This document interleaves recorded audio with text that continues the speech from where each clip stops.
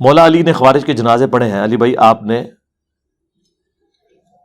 صغیرہ کبیرہ ملا کر نتیجہ نکالا؟ جی اسی طرح نتیجہ نکالا جاتا ہے، بالکل ایسے ہی نتیجے دنیا میں ایسے ہی نکلتے ہیں میرے بھائی، یہ نتیجے ایسے ہی نکالنے ہوں گے۔ مثلا جب آپ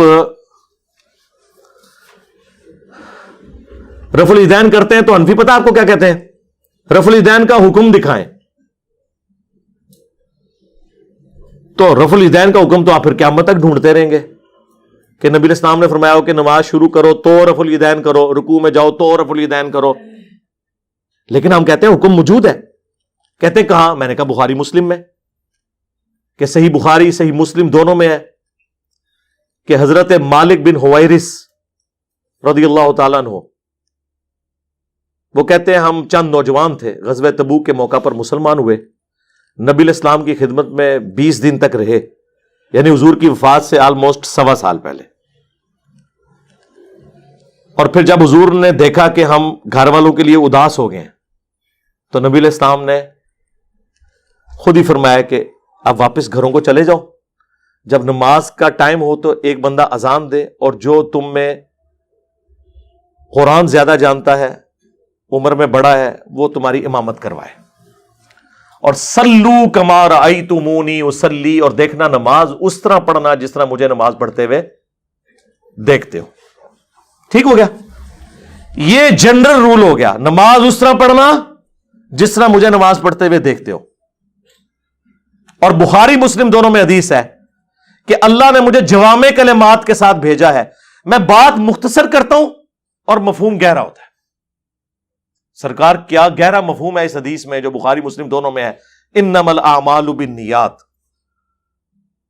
اعمال کا دار و مدار تو صرف نیتوں کے اوپر ہے۔ مختصر، تو یہ بھی مختصر جملہ تھا، سلو کما رأیتمونی اصلی، نماز اس طرح پڑھنا جس طرح مجھے نماز پڑھتے ہوئے دیکھتے ہو۔ اب حضور کو مجھے بتائیں یہ کہنے کی ضرورت ہے کہ نماز شروع کرتے وقت ہاتھ اٹھانا، ہاتھ اس طرح باندھنا یا چھوڑنا، یا رکوع اس طریقے سے کرنا، سجدہ، یہ بتانے کی ضرورت تھی؟ جب ایک جملہ بول دیا۔ ہاں اب ہماری یہ ضرورت ہے کہ ہم مالک بن حویرث کی نماز دیکھیں کیسی تھی، یہی ہے نا؟ یہ جو کہہ رہے ہیں نا آپ صغیرہ کبیرہ جوڑ کے نتیجہ کرالریز بنا کے، جی اسی طرح کرالریز سے ہی نتیجہ نکلتا ہے۔ پورا دین، اس کے عقیدے، اس کے احکام و مسائل اسی طریقے سے ہی نکلتے ہیں۔ تو مالک بن حویرث کی حدیث بخاری مسلم دونوں میں ہے کہ جب وہ نماز شروع کرتے تو دونوں ہاتھوں کو اٹھاتے، بخاری میں تو اٹھانے کا ذکر ہے، مسلم میں ہے کہ کانوں تک اٹھاتے، یعنی انگلیاں کانوں کی سیدھ میں اور ہتھیلیاں کندھوں کی سیدھ میں، اور رکوع میں جاتے وقت بھی اور رکوع سے اٹھتے وقت بھی۔ اور بلکہ بخاری میں تو جلسہ استراحت کا بھی ذکر ہے کہ مالک بن حویرث اس وقت تک طاق رکعتوں میں قیام کی طرف نہیں جاتے تھے جب تک کہ بیٹھ کے اٹھ نہ جائیں، یعنی پہلی رکعت پڑھی نا تو 2 سجدے کر کے بیٹھتے تھے اور پھر سہارا لے کے کھڑے ہوتے تھے دوسری رکعت کے لیے۔ تو اب کوئی کہ جی آپ یہ جوڑ رہے ہیں تو اس طرح ہی نا میرے بھائی، ویسے تو آپ بڑی رٹ لگاتے ہو فیک فیک فیک، او جی وہ فقہا ہوتے ہیں، مجتہد ہوتے ہیں، جن کے سامنے ساری احادیث ہوتی ہیں، پھر وہ ایک رزلٹ نکالتے ہیں۔ ادھر جو ساری حدیث ہیں جو غلط رزلٹ کٹ رہے ہوتے ہیں وہ مان لیندے ہو، اور جو بندہ ساری آیات اور احادیث سے صحیح رزلٹ نکال کے بتا رہا ہے، جو ایک ان پڑھ کو بھی سمجھ آ جائے اور ایک پڑھے لکھے کو بھی سمجھ آ جائے، اس کو کہتے ہیں آپ نکال رہے کیوں ہیں؟ تو سرکار یہ جو خوارج کے جنازوں والی بات ہے یہ میں نے اسی طریقے سے ہی بتائی جائے گی۔ ویسے میں آپ سے کہوں کہ جی 1,00,000 صحابہ ہیں، تو جب وہ فوت ہوئے تھے ان کے جنازے ہوئے تھے تو آپ فوراً کہ ہاں، میں کہاں جی دسو گڑوانا شروع کرو، حضرت ابوبکر تو شروع ہو جاؤ، 1,00,000 کی گنتی پوری کرو کہ کس ٹائم کن جنازہ پڑھایا سی، تو ٹائم قیامت تک جائے۔ ابھی تو میں آپ سے پوچھوں گا کہ بھئی جب نبی علیہ السلام بیمار تھے تو حضرت ابوبکر نے جو نمازیں پڑھائی ہیں مصلی پہ کھڑے ہو کے، اس سے پہلے وضو کیا تھا کہ نہیں؟ آپ کہیں گے جی کیا ہوگا، مطلب یہ کوئی پوچھنے والی بات ہے؟ میں کہا نہیں، دکھاؤ کدھر لکھا ہے، تو کوئی نہیں، ہوتے جیسے نماز پڑھانے ذکر ہے۔ اور پوری زندگی جو صحابہ کرام نے نمازیں پڑھی وہ وضو کے ساتھ پڑھی، جی وضو کے بغیر تو نماز نہیں ہوتی ہے، قرآن میں بھی حکم آیا ہے۔ نہیں نہیں سرکار یہ آپ جوڑ رہے کیوں ہیں؟ آپ اسپیسیفک بتائیں کہ اس نماز سے پہلے وضو کیا تھا کہ نہیں۔ اب آ جائیں آپ اس طرف، سورۃ البقرہ کے آغاز میں اللہ تعالیٰ نے 3 کیٹیگریز بتائی ہیں انسانیت کی. نمبر 1 اہل ایمان، نمبر 2 اہل کفار، اور نمبر 3 منافقین. چوتھی کوئی کیٹیگری نہیں ہے. اگر ہے تو مجھے بتا دیں.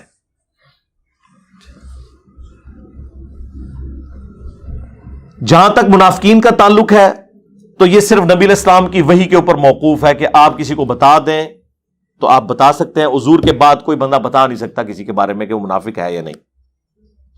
آج کی ڈیٹ میں صرف 2 کیٹیگریز ہی باقی ہیں، کافر اور مسلم. اب خوارج جو تھے وہ کون تھے؟ حضرت علی کے فوجی. حضرت علی سے ان کا اختلاف کیا ہوا تھا کہ آپ نے معاویہ کے ساتھ صلح کرنے کے لیے کیوں آمادگی ظاہر کی ہے تحکیم کے ایشو میں.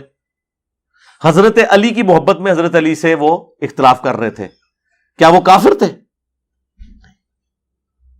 ہاں، کفر کیا انہوں نے، لیکن کفر دون الکفر ہے. وہ اسلام کا انکار نہیں، خلیفہ وقت کا انکار. تو سرکار وہ خلیفہ وقت کی بغاوت جو ہے وہ صرف خوارج نے تو نہیں کی ہے، اہل جمل اور اہل صفین نے بھی کی ہے. اہل جمل نے تو چلے معافی مانگ لی، اہل صفین کا کیا کریں گے؟ سنن کبری البیہقی میں حضرت عمار بن یاسر کہتے ہیں اہل شام کو کافر نہ کہو بلکہ کہو کہ یہ ظالم اور فاسق ہے، گناہ کبیرہ کے مرتکب ہوئے، کافر نہیں ہے. حالانکہ امام وقت کے خلاف انہوں نے خروج کیا اور بیعت بھی نہیں کی. تو خوارج نے بھی یہی کیا، بلکہ خوارج کے خلاف تو حضرت علی نے تلوار اٹھائی ہے ان کی بغاوت کی وجہ سے. پچھلے دنوں میری اس پہ تفصیلی ویڈیو بھی تحکیم کے مسئلے میں بھی اور اس حوالے سے بھی ریکارڈ ہو چکی ہے. مصنف ابن ابی شیبہ میں مولا علی سے پوچھا گیا خوارج کے بارے میں، یہ کیا یہ کافر ہے؟ فرمایا یہ کفر ہی سے تو باقی ہے کہ انہوں نے سمجھا کہ میں کفر میں مبتلا ہو گیا ہوں اس لیے میرا اختلاف کر رہے ہیں. پوچھا گیا منافق ہے؟ کہ نہیں، قرآن تو کہتا ہے کہ منافق نماز میں بڑا تھوڑا اللہ کا ذکر کرتے ہیں، ان کی نمازیں تو اتنی لمبی لمبی ہیں. بخاری مسلم میں آیا کہ اے علی تم اپنی نمازوں کے اعتبار سے جب انہیں دیکھو گے رشک کرو گے کہ ان کی نمازیں تو تمہارے سے بھی لمبی ہیں. یعنی خشوع خضوع سے پڑھ رہے ہیں. لمبی نماز کوئی منافق اور کافر نہیں پڑھ سکتا، وہی پڑھتا ہے جو دل سے اللہ کو یاد کرتا ہے. اس لیے قرآن نے اسے دلیل بنایا کہ منافق جو ہے نا وہ نماز میں بڑا تھوڑا ذکر کرتے ہیں، فوراً ٹھونگے مار کے چلے جاتے ہیں. حضرت علی کہہ رہے ہیں نہ کافر نہ منافق. تو اب مجھے بتائیں جو نہ کافر ہو نہ منافق ہو تو پیچھے کیا بچتا ہے؟ وہ مسلمان. جب مسلمان ہے تو اس کا جنازہ ہوگا. رہ گئی جنگ میں شہید جو فوت ہوتا ہے یا کوئی جنگ کی حالت میں مارا جاتا ہے وہ کیٹاسٹرافک کنڈیشن ہے، اس وقت جنازہ پڑھا جائے نہ پڑھا جائے کوئی مسئلہ نہیں، غسل دیا جائے نہ دیا جائے کوئی مسئلہ نہیں ہے. اس کے تحت ہمارا یہ موقف ہے، چونکہ ہم خوارج کو مسلمان مانتے ہیں اپنی تمام گمراہیوں کے باوجود، تو مسلمان کے ساتھ ساری چیزیں اٹیچ ہیں. یہ بنانا ضروری ہے. حوالہ اس کو دینا ہوگا جو یہ کہے گا کہ خوارج کے جنازے نہیں ہوئے. یہ الفاظ کہیں موجود ہوں اور ٹائم قیامت تک ہے.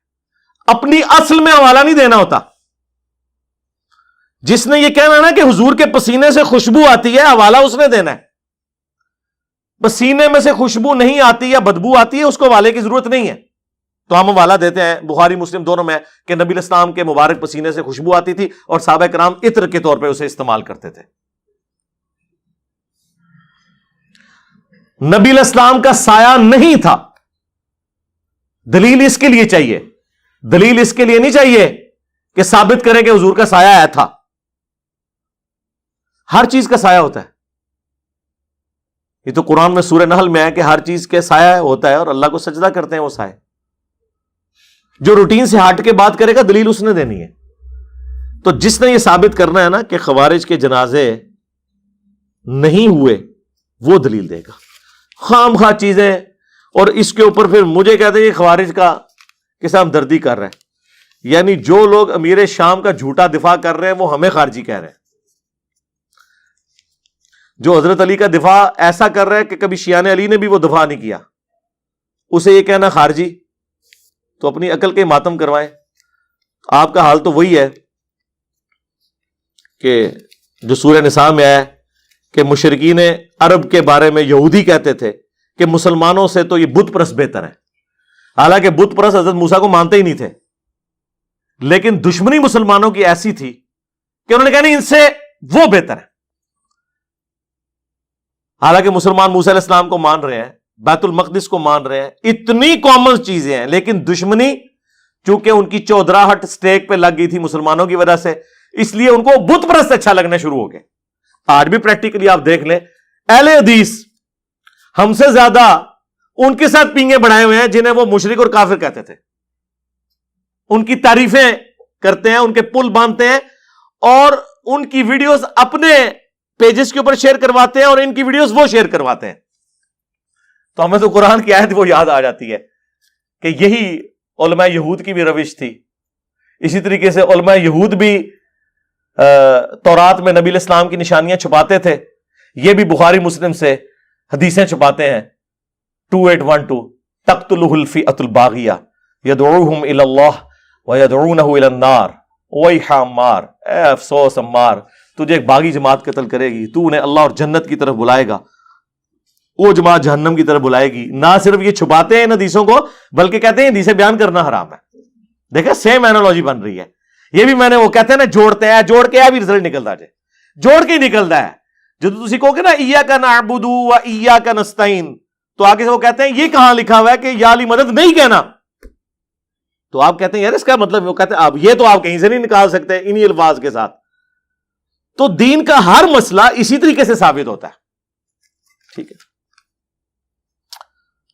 دنیا میں مسلمانوں کے جتنے بھی فرقے ہیں، ہر فرقہ الگ طریقے سے نماز کیوں پڑھتا ہے، جبکہ نبی علیہ السلام نے اپنی زندگی میں، ظاہر ہے یہ فرقہ واریت کی وجہ سے ہوا ہے نا جی، الگ طریقے سے، لیکن بیسک سٹرکچر ایک ہی ہے۔ میں نے 12 یہ عرض کیا ہے، الگ طریقوں سے اس کی جزیات میں فرق ہے۔ دنیا میں بھی آپ دیکھیں 10 بندے بیٹھے ہوئے ہوں، ان میں سے کوئی نابینا ہو، کسی کا ہاتھ ٹوٹا ہوا ہو، کسی کا پاؤں ٹوٹا ہوا ہو، کوئی گونگا ہو، کوئی بہرا ہو، لیکن ساروں کو انسان بولا جاتا ہے۔ البتہ ساتھ یہ کہا جاتا ہے کہ انسان تو ہے لیکن نابینا ہے، یہ انسان ہے لیکن لنگڑا ہے، یہ انسان تو ہے لیکن بہر ہے، لیکن یہ تو نہیں کہا جاتا کہ بہرے ہونے کی وجہ سے وہ انسان ہی نہیں ہے۔ اس طرح بیسک سٹرکچر دنیا کے ہر فرقے کی نماز کی ایک ہے۔ ہر فرقہ 17 رکعتیں مانتا ہے دن رات کی فرض، 2 فجر کی، 4 ظہر، 4 عصر، 3 مغرب، 4 عشاء۔ ہر فرقے والا نماز میں اللہ اکبر کہہ کے نماز شروع کرتا ہے، قیام کے بعد رکوع کے بعد کھڑے ہو کے پھر 2 سجدے، 2 سجدوں کے درمیان بیٹھنا، 2 رکعتوں میں بیٹھنا، 2 رکعتیں پڑھنے کے بعد اور 4 رکعتیں پڑھ کے سلام پھیر دینا، یا مغرب کی کیس میں 3 کے بعد سلام پھیر دینا، یا فجر کے کیس میں 2 کے بعد سلام پھیر دینا، یہ سب کے اندر کامن ہے۔ تو بیسک سٹرکچر ایک ہے، اور اس کی برکت ہے کہ ایک فرقہ دوسرے کے پیچھے نماز پڑھ سکتا ہے۔ ورنہ مجھے بتائیں اگر قیام کے بعد شیعہ ڈائریکٹ سجدہ کرتے ہوتے اور سنی رکوع کرتے ہوتے تو سنی شیعہ ایک دوسرے کے پیچھے نماز پڑھ سکتے تھے؟ یا فجر کے شیعہ 2 فرض پڑھتے ہوتے اور سنی 4 پڑھتے ہوتے؟ باقی جو نیٹی گریٹیز ہے، رفع الیدین کرنا نہ کرنا، سجدوں میں رفع الیدین کرنا نہ کرنا، یہ ساری چیزیں نماز کی خوبصورتیاں ہیں۔